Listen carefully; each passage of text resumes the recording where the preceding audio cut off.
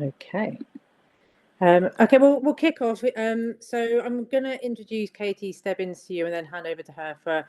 So we've got 40 minutes in total for this kind of expert session. So Katie is currently the executive director of the Food and Nutrition Innovation Institute at Tufts, where she's building a world-class innovation ecosystem at the crossroads of nutrition science, planetary resilience and technology. So previously, she was the inaugural Undersecretary for Technology, Innovation and Entrepreneurship in Massachusetts, where she led state investment efforts in cybersecurity, health tech, robotics and advanced manufacturing.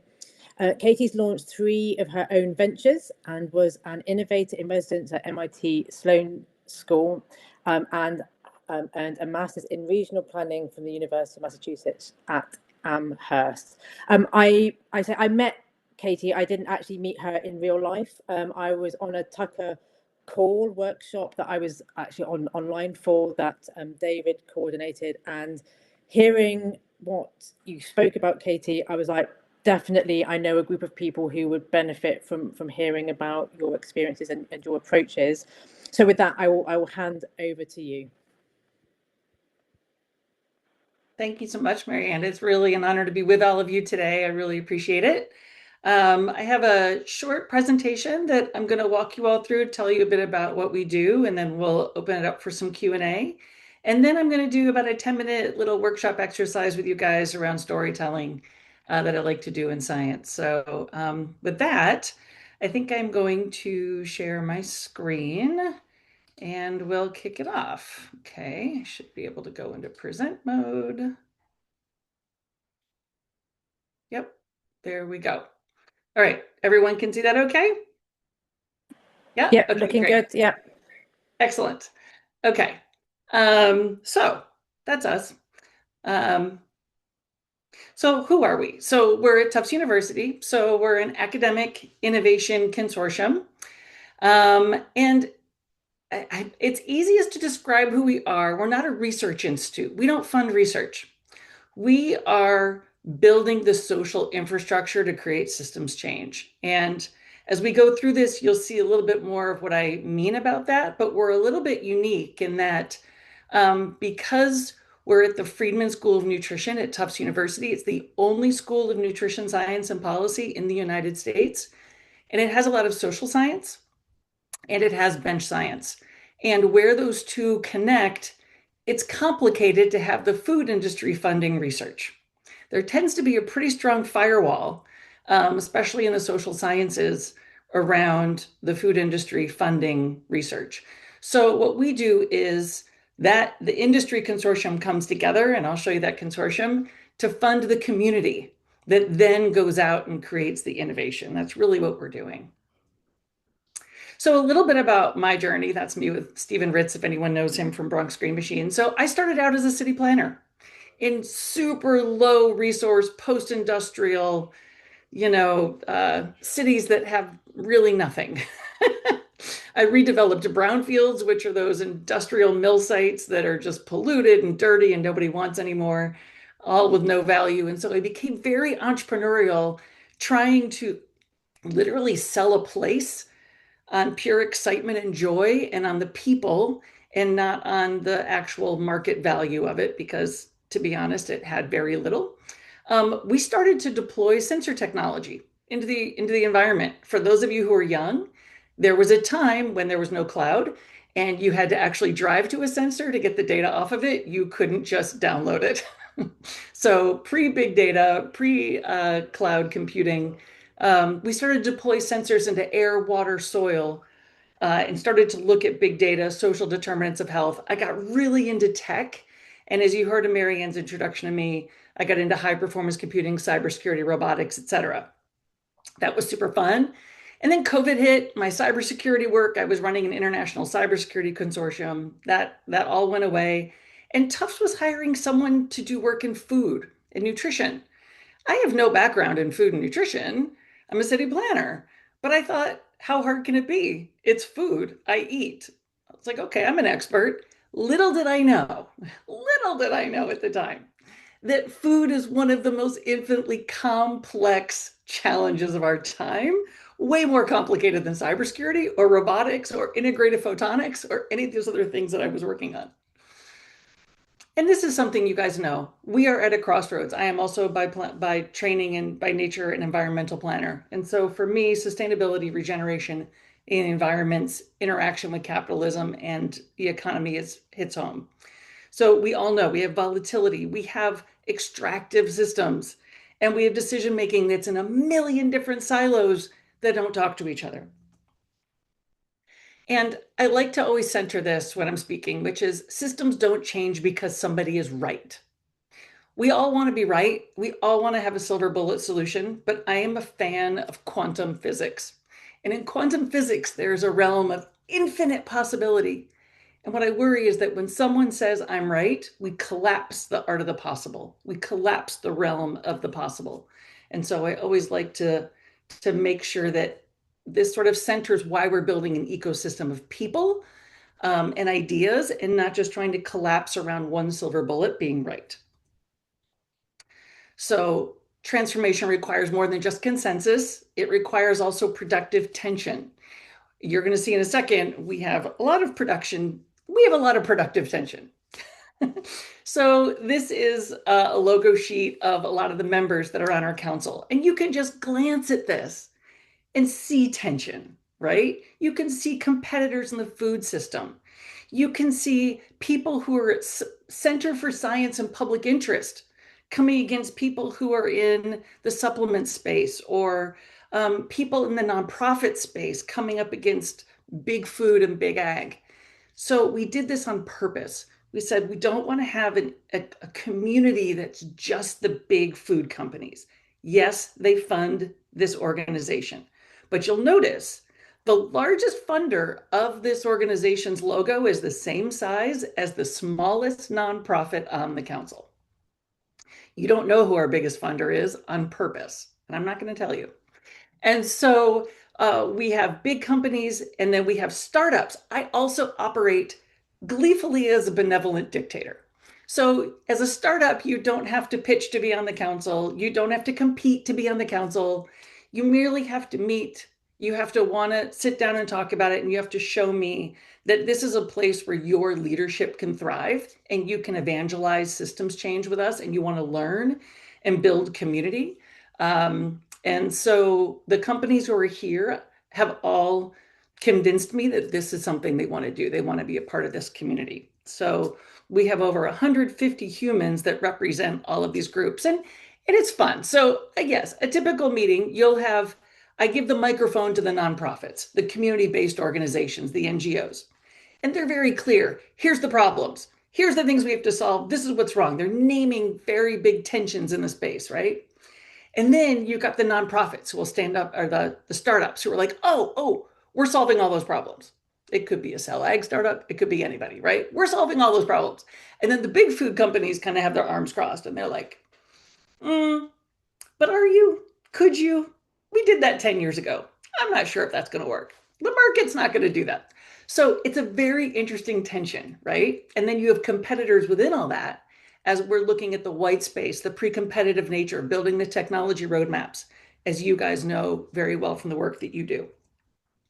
On top of all of that, we also decided to, because I love doing innovation ecosystems, we also looked at Boston food tech specifically. Boston is one of the top tech innovation ecosystems in the world. And I knew from my past work that we had a lot of technology companies that sold into the food supply chain. So we don't define food tech as what we would traditionally call like food technology, where you guys are, cellular agriculture. We define it as AI, SaaS, biotech, where you guys are, and robotics. And so all four of those areas we look at and we track. In Boston, we have about 151 companies of all sizes.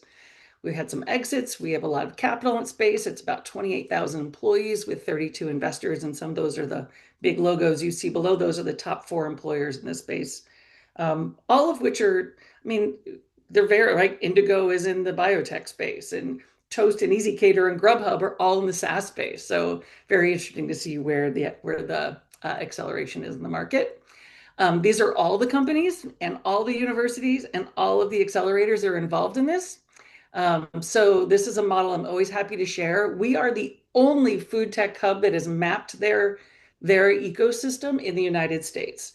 So other countries have done this. We're the only one in the US that's done at this level. Normally, you study this at a country level. We think it's important to study it at a city level because obviously you can't control you if when you're comparing this happened in cyber, you're comparing the United States to a small European country. It's just outsized and strange, just like comparing Massachusetts to California. So we really want to do this on a city level so that we could start to look at what are the city assets. Economic development is generally a very local activity.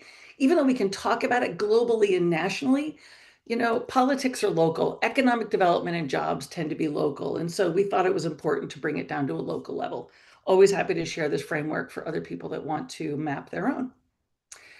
So all of that is to say, this is messy. This is my nephew. This is really messy, just like Callan here. And what do you do when you have all these humans? All those pretty logos look so organized, right? It looks so easy, all of the data. But this is what we know. Humans are messy and they come to the table with all of their ideas and their baggage and their shortcomings and their insecurities and their ego and they all want to get something done and they want to be seen and recognized and succeed. And we realize that. And we sort of act as a big group therapy session for all of the humans involved in those logo sheets that I showed you. People come and they're like, well, I don't know. I don't think anyone at my employer cares that I'm doing this. Or how did you get your marketing team to let you say that? Or how is your general counsel treating you on this? Or so anyway, big group therapy session because we're all super messy and we recognize that we're humans solving big problems. So one of the things we did last year, just to illustrate this, is we have people on our council who are committed to protein being grown in a lab, like you guys are, plant-based proteins, animal-based proteins. We have people on our council that represent all of those areas as singular or blended solutions. And I said, okay. And there was a lot of very strong feelings about livestock farming. And I said, all right, we're having our next meeting on a livestock farm. That's what we're doing. And we did. Gerardo, the farmer, you can see there, the guy I'm hugging, he's a Mexican-American farmer. He has a livestock farm in Maryland.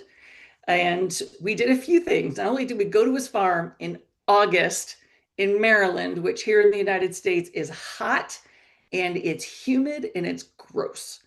And it had flies. It had a lot of cute animals walking around, but it had a lot of flies. It was really hot, no air conditioning, 100 of us. And, Gerardo centered for us that as uncomfortable as we were sitting in a shaded barn with fans, the people that he employed working out in the fields were a whole lot more uncomfortable as we all had sweat dripping down our backs, right? We let go of our egos and we really dug in and we dug into the tensions and we dug into what problems we were trying to solve. And we broke into 6 different groups. The report of this is on our website. You're welcome to look at the report of what came out of that. But we named hundreds of tensions and we worked on solution sets together and came up with big 6 solutions that we could all take with us. We also centered culture because we also want to center this isn't just about science and technology solutions. We have to honor our ancestors in all of this. We have to honor our culture in all of this. So we had mariachis come in and play for us that were part of Gerardo's culture. And just important to center that. This isn't just running through technological solutions without honoring our ancestors. I like to say, ancestors are going to meet our algorithms, right? And when the ancestors and the algorithms meet, how is it that they need to be talking to each other? What does the algorithm need to learn from our ancestors? And so by going to Gerardo's farm and talking about traditional farming techniques in Mexico and hearing mariachis, but also hearing from leading scientists of the world about the changes they're doing in the lab, we brought these things together. And it was an amazing 4 days. So what does this look like in practice? We have all these humans, all this buzz. This is how we organize it all, okay? We have 4 working groups of our council. One is sustainable and regenerative nutrition. Another is food for health. This is what you would traditionally know as food as medicine. Food as medicine, we believe, is a little too narrow for our liking. It's a little bit of just a point of care solution in the medical establishment. Food for health includes more of the wellness platforms in the wellness world. It also includes precision nutrition. We had a precision nutrition working group and it got collapsed into food for health. We have nutrition security. Obviously, this isn't just food security. This is making sure that you have the nutrition you need, not just the food you need. And then biotech and novel ingredients, which many of you will find very familiar, which is co-led with Tucka, David Kaplan's lab, and the folks over there. And so each of these groups has a faculty advisor. David Kaplan's our faculty advisor for biotech and novel ingredients. And then each of these groups is co-chaired by two members of our council. Ideally, it's a nonprofit or a startup in a big company. It doesn't always work that way. And we're just getting started this year and launching those. Now, you have four groups. These four groups each meet 3 times a year. Last year, they met 4 times. So last year, we produced 24 meetings plus the farm meeting, 25 meetings, and we produced 29 reports out of that. That was insane. The council said it was cognitive overload, so we've put it on a diet this year a little bit. So we're meeting 3 times, but each of those 3 trimesters has a theme, which means that each group has to look at that theme through their eyes. Because what we're able to do then is produce a report that says, well, if we're talking about infrastructure as intervention, the biotech and novel ingredients group, you guys might be thinking, well, how do we do fermentation as a service? How do we scale up biotech and novel ingredient infrastructure for production? All those kind of things, which is different than how the sustainable and regenerative nutrition group might see it, or nutrition security.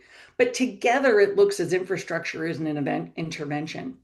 The second theme is systems integration. How do all those silos start talking to each other and create interoperability? And then the third is how does it show up for the consumer? If that isn't enough, the council also decided that every meeting has to have a cross-cutting theme, which is AI and innovation, has to look at how that's impacting the world, and equity. Everything has to be through a lens of equity. Again, that ancestor meets algorithm. How are we honoring ourselves, our equity community, across incomes? So last year, I told you we had 29 reports, and what we've done that we're excited about is last year we generated 279 action items from those 29 reports. And instead of just letting them live in reports, we put them into an interactive dashboard using Microsoft Power BI. I think we're actually going to be changing that platform, but for now they're in BI. And you can search it. It's going to have a keyword search pretty soon too. And I'm happy to share this with you guys if any of you want to see this. It's going to be on our website soon, but we're waiting for V2 to come out. But then you can search it and then you can look and see, oh, okay, if I'm looking at agriculture and food production and nutrition security, what are some opportunities in this space? We want to open source this because we don't want this to be like only we can do this or only Tufts can do this. We want this to be like, hey, world, who's doing this? And then we want to create some bi-directional communication so that someone could type and say, hey, we're doing this. Do a case study on us. Here is a case study on this. How do we add our data to what you're doing? So really trying to create some interactive nature to this, knowing that sometimes people aren't going to read a report. Actually, probably 90% of the time they're not going to read a report, but they might read the dashboard. By the way, each of the action items, when you click on it, does take you back to the report where it came from. So people can go back and cross-reference every action to the report, which is kind of cool. And then we do things from that. We have companies that stood up and say, hey, we want to take some of those actions. We want to take them a step further. So like Nestle Health Science partnered with us to do this Innovate Forward Challenge. We're in our 3rd year where we're supporting startups in women's health and perimenopause and menopause. So we're in the process of doing that right now. And then we're also working with World Economic Forum and Deloitte and Mass Challenge on the Yes Boston Innovation Challenge. Again, trying to accelerate startups in a number of different spaces. I really like to apply my tech background and say, let's not just look at traditional food solutions. Let's look at tech companies that might not even think about food, where they could turn their aperture a little bit and be like, oh, wait a minute, I didn't know the food system had that problem. We could solve that. And so we're really trying to source that out a lot. So, in summary of what we're doing, these are our 5 pillars I just brought you through. We have ecosystem convening, which you saw. Data analytics lab, this is where we're just trying to bring in Nielsen IQ, you might have seen is on our council, just trying to bring in and be a lab where data can come together. We also teach AI and nutrition, so trying to think about how does data come together to create new information. Story Studio, I'm going to show you that a little bit later, how we tell stories for translation. Insights Incubator, we don't call this a startup incubator because I don't think you necessarily have to be an entrepreneur to have a great insight that needs to be incubated. Entrepreneurship puts a certain amount of pressure on people. And if you don't associate with being an entrepreneur, are we just leaving you on the roadside because we don't think you're valuable?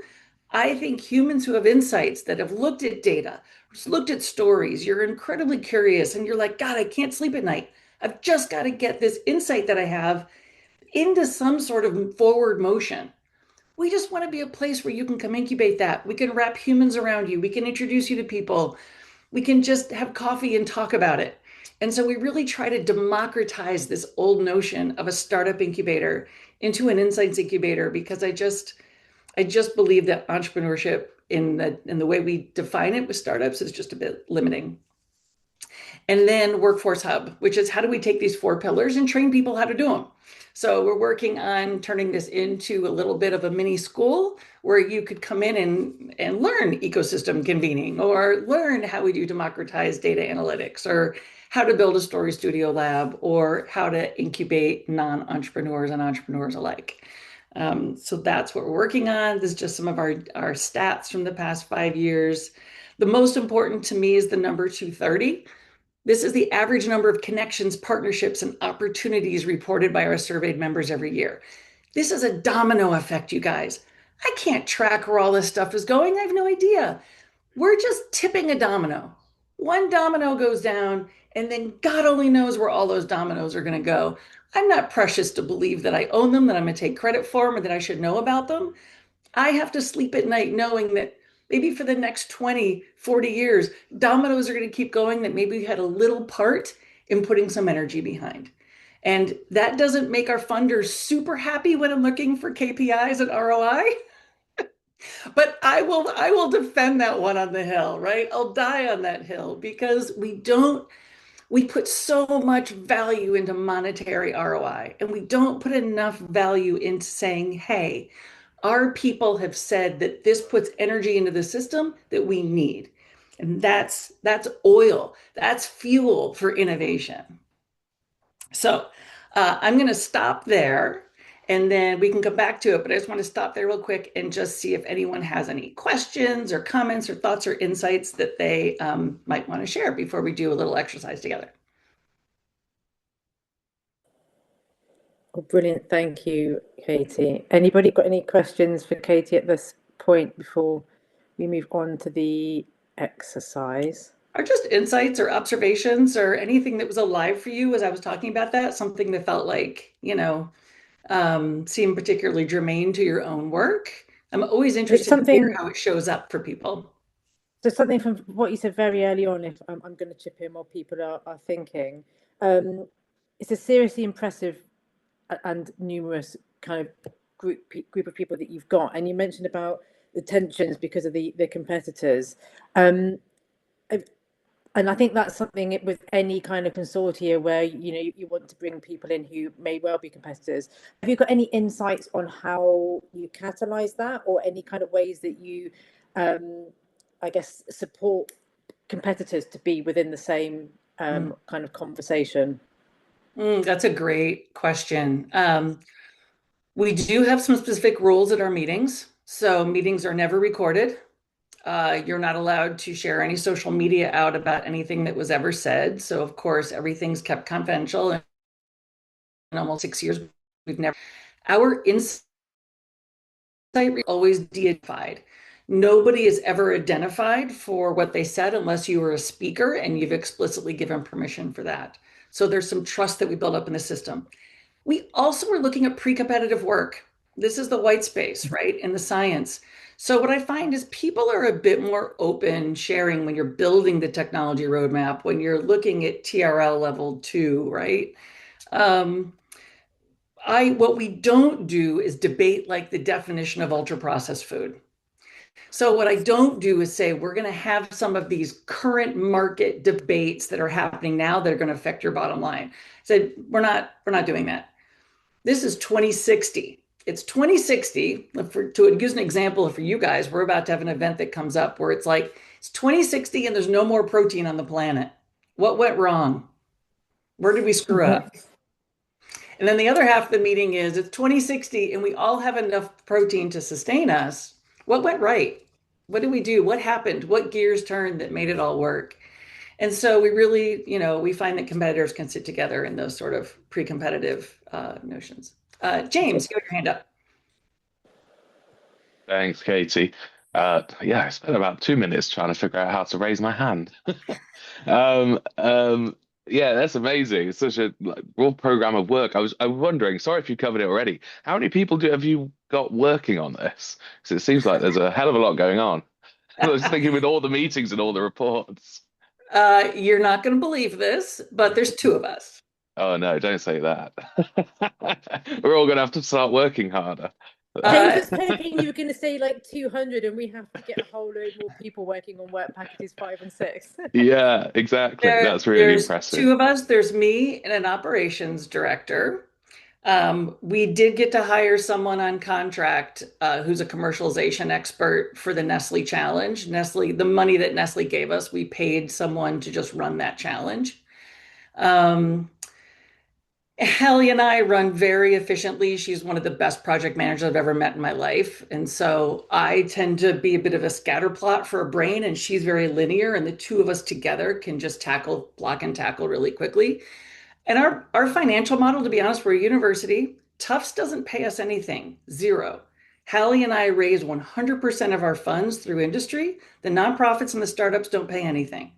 We then pay Tufts 40% back as overhead. So we pay Tufts to work there. So Tufts does very well by us. And it's a tough model, right? We keep 60 cents on the dollar. So we work really hard fundraising, really hard retaining members, really hard recruiting. And we just work really hard to try and build the community. Yeah. Jack, go ahead. Thank you very much. I was inspired by everything you said, really. But one thing that really caught my ear was the turn the aperture a little bit phrase, because this is something I see a lot when I talk to businesses, that they are really kind of sticking to their lane and they're just really focused on their industry. But actually, if you just slightly tweaked that technology, it would be perfect in some related industry. So could you just give us some insights on how you encourage partners to do that kind of turning work? Yeah, it's usually not our existing partners, it's how I get new partners. So I'm a fan, and Marianne, you might have heard me say this when you saw me speak before, is that I try and attend a whole bunch of events that have nothing to do with the current work I'm doing. I will go to a caregiver event. I'll go to a school lunch event. I'll go to AI and reptiles in the Nile event. Like I'll go to lots of different stuff and just listen and be like, all right, what are they talking about? What are they doing? What's their core science? What is the problem they're trying to solve? And is there a crosswalk? So I'm often going to places where I would typically not be. And then I afterwards try and just either cyber stalk them or grab them if it's in real person and say, hey, like, I want to open you up to some of this other stuff and then share data. Here's data that would be really compelling to you. Here's market data. Here's a problem we're trying to solve. And it's really, I mean, Jack, a lot of it's speaking ego, right? Like, I really think you could be helpful in helping us solve this problem. So appeal to people's sense of ego and bring them in, and then always bring them in as a guest speaker, celebrate and applause, right? And then see if there's traction there, because we have some people on our council that weren't looking at food who were like, wait a minute, like we have robotics people and blockchain people, different people are like, oh, wait a minute, we can do what we're doing for the timber industry, for the food industry. So it's a lot of just getting out of you. I would say to Jack, when are you getting out of your lane? So the most important thing is you have to get out of your lane so that you can discover the people in other lanes to bring them back in. Yeah. Chris, go ahead. I had Chris Bryant next with his hand up, but the video's I frozen. think he's frozen. I think he's frozen. We're going to go to Akin instead. All right. Hi, thank you. So my question is around, so kind of when you showed the kind of tension that you're managing with such a range of different organizations, and so in a previous role, normally the way I kind of visualize working with multidisciplinary teams and individuals is around friction and how, like a wheel on the ground, you kind of need some friction to kind of move forward, and it's all centered around kind of being in the same direction. But when you have, I guess my question is, when you have people with going in multiple directions potentially, like how do you manage that tension in this instance? And is it all about bringing them back to the singular goal, or the kind of back to a kind of a singular mission? It's really about giving them the psychological safety, the safety of space and the space and grace to name the tension and explore it together. So for instance, at the beginning of one of our meetings, I may have somebody, I don't have them next to me, but I have these things called tension and practice cards. And I might say, hey, you've got a stack of tension cards. As quickly as you can, top of mind, fill out all the tensions you can about like what's driving you crazy in this space, right? And then we're going to put those all out on a table, and then we're going to start to put them together and look at the groupings and like, oh my God, there's a lot of groupings here. Wait a minute, on different sides, right? Okay, now let's group each other based on those tensions, right? Now let's sit down and have a productive conversation about that. And by doing that, people also learn they have more allies in the room than they thought, even if they think their tension is unpopular. When people can be honest, and then we honor the psychological safety of space to say, we always have community agreements. Are you being there for each other? Are you actively listening? Making sure that I have facilitators with me who are generally really skilled at inner growth work, so that they make sure that those rooms are psychologically safe for sharing those tensions, but that you also see at the very beginning of the meeting who are the people thinking like you, so that you don't feel alone in the room. Yeah. All right. So there was one other question of the gentleman who was frozen. I don't know if he's there anymore. I think he might have had to go offline. I had a quick look, and I can't see him on screen. Okay. So would you like to go to your exercise for the last? Yeah. So what I'm going to do is I'm going to go to so let's see. I'm going to share the screen again, and it was there, right? Did I do that right? Where is it? Wait a minute. I had it before. Where did it go? Hold on. I had it all set up. Hold on. Let me see. I hate it when that happens. Oh, click to exit full screen. Okay. Okay, there we go. Now I'll be able to share it. Sorry about that. Zoom works great until you got to try and coordinate something. Okay. All right. So we'll go back to presentation mode. Let's see, present. All right, I don't know why that's not going. Come on, go to presentation mode. There we go. Okay. All right. There we go. Okay. So 2 things I want to leave you guys with as you work with your own teams and think about how we tell a story and how we build community spaces. So what you're seeing on the screen right now looks like something that you would use in a kindergarten classroom. In fact, elementary school teachers do use this in kindergarten classrooms. This is the scaffold of how we put together a fairy tale. It's not that complicated, right? At the beginning of my meeting, when we were on the farm, we had everybody on the farm do these. Everybody had to fill out a fairy tale scaffold for the work they were doing. They had to do it on the first day of the meeting, and they had to do it on the last day of the meeting on 2 sides of paper, and then look at how their story changed. And as scientists, we tend to talk about our poster presentations and our research papers in very technical terms. But I find that when we're telling a story, and this story scaffold, what it does is it brings you back to the core of why, right? Once upon a time, there was a society that needed protein, and people didn't have enough, and there were multiple solutions to this. And every day, people went to the store and sought out solutions. And some of them sought out protein for vanity, and they were eating too much. It came from a lot of animals that were bad for the environment. And some people truly didn't have the protein they needed. And so anyway, you go through this like once upon a time, there was this thing, the context. Every day, this is the data. This is what was happening. And it wasn't productive. This is your why, right? Until one day, then you're on your solution. You're telling people what your solution is. So, for instance, I taught this to faculty at Tufts who swore to me they could never tell their research in less than like an hour. I got them down to 3 minutes, and one of them was a minute and a half. And theirs was around Hurricane Katrina in the United States and Louisiana and how it impacted the Vietnamese community there disproportionately. And it was so once upon a time, Louisiana kept getting hit with hurricanes due to climate change. And every time these hurricanes hit, the Vietnamese population was disproportionately impacted, and they had data on that. Until one day, researchers from Tufts University collaborated with the Vietnamese community on the ground in New Orleans and identified ways that the community could build resiliency, and they implemented the following interventions.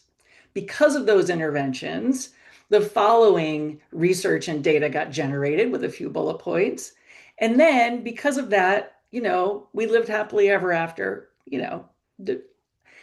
So this framework is one that I just encourage you to think about in your own work. Think about writing your own fairy tale story scaffold and see if you can make it fit into, little boxes. And think about how you might share those at your meetings, because if you want to make a change in this world, you can't just share it with colleagues, to the point that was made earlier, I think, by Jack.